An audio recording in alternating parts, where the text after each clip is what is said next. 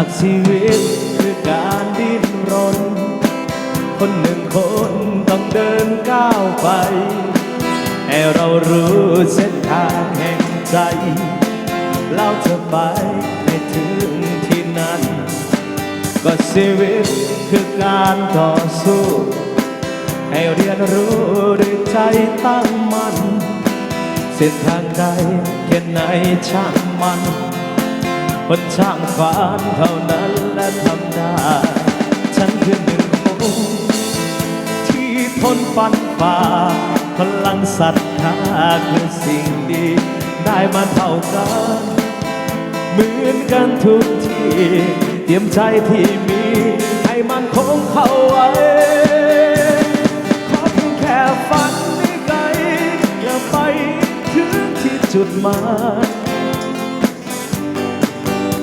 โปรดจงมั่นใจที่ทำลงไปว่าถูกแล้วอย่าฟังคำเพ้ออย่าสนใจใครอย่าเปลี่ยนแนวคนแน่แนวเท่านั้นผู้ชนะ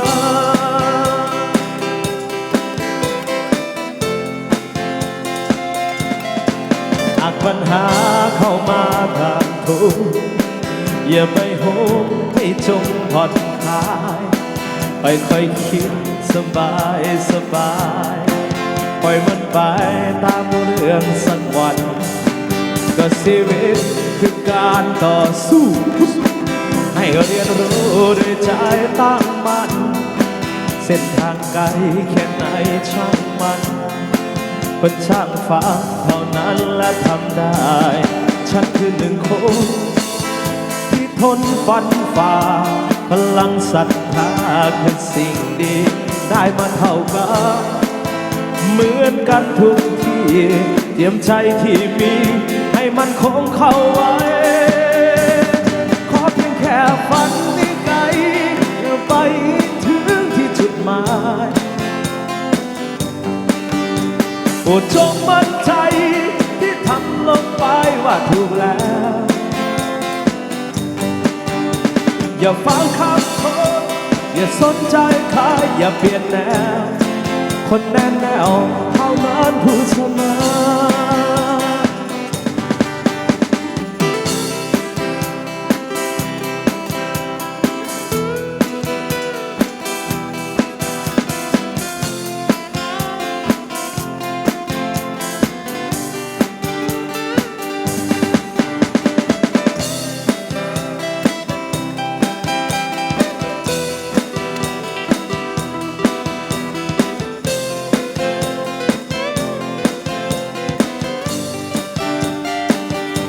และฉันคือหนึ่งคน